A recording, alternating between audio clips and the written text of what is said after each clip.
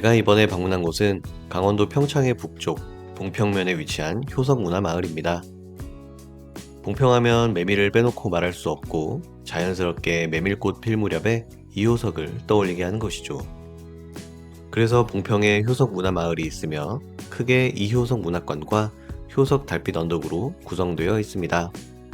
인근에는 휘닉스파크와 태기산 등이 있어 연계하여 다녀오기에도 좋습니다.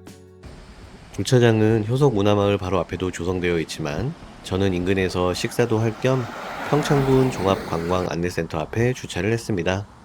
여기서 걸어가도 5분이면 이효석 문화관에 도착하거든요. 평창군 종합관광안내센터에 주차를 하고 뒤편을 보면 물레방아와 이효석 문화관으로 가는 작은 오솔길이 나옵니다. 이 길을 따라 5분 정도만 걸어가면 되죠.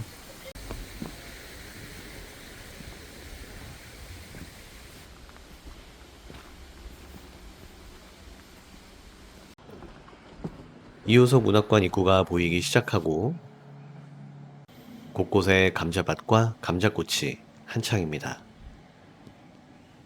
이효석 문화관은 오전 9시부터 오후 6시 30분까지, 10월부터 4월까지는 오후 5시 30분까지 운영하며 입장료는 성인 기준 2,000원입니다. 효석 달빛 언덕은 입장료가 3,000원인데 통합권은 4,500원이더라고요.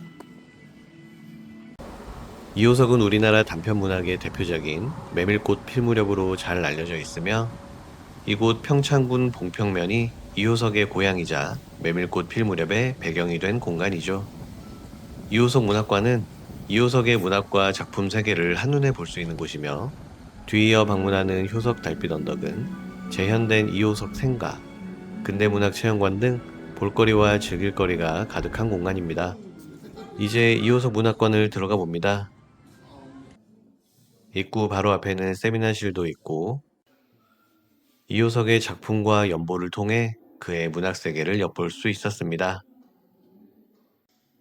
우리가 아는 이효석은 메밀꽃 필무렵과 같은 순수 문학을 지향하였으나 초창기에는 사회주의적 성향을 보이기도 했고 다재다능하면서도 서구지향적인 모더니스트였다고 하더라고요. 이효석 문학관은 그에 대한 전시는 물론 문학관 인근을 산책하며 시간을 보낼 수 있는 곳이었습니다.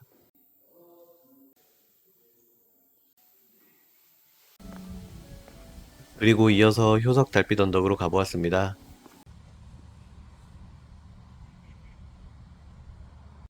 이효석 문학관에서 도보로 5분 정도면 도착하는 곳인데요.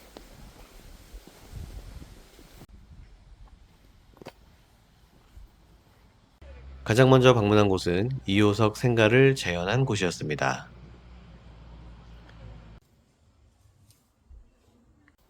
이효석 생가에서 그가 나고 자란 생활상을 엿볼 수 있었고 바로 옆에 있는 근대문학 체험관에서는 미디어 아트, 영상 체험 등을 하며 우리나라의 근대문학을 다시 한번 엿볼 수 있었습니다.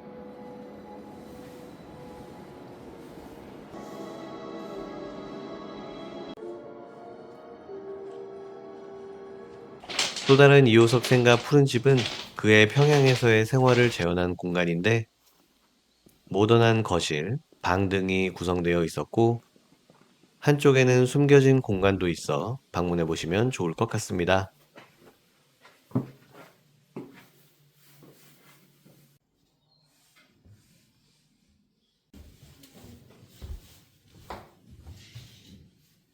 서재 쪽으로 다가가니 나오는 비밀의 공간도 아주 인상적이었습니다.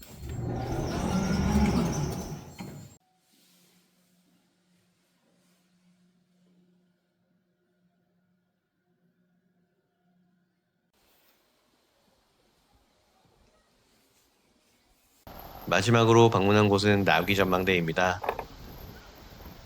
거대한 나귀의 몸통 속으로 들어가면 되는데요. 나귀의 몸통 안쪽에는 잠시 앉을 공간이 있긴 하지만 전망대라고 하기에는 뷰를 즐기기는 어려웠습니다. 저는 이렇게 해서 이효석 문학관과 효석 달빛 정원 관람을 마쳤습니다.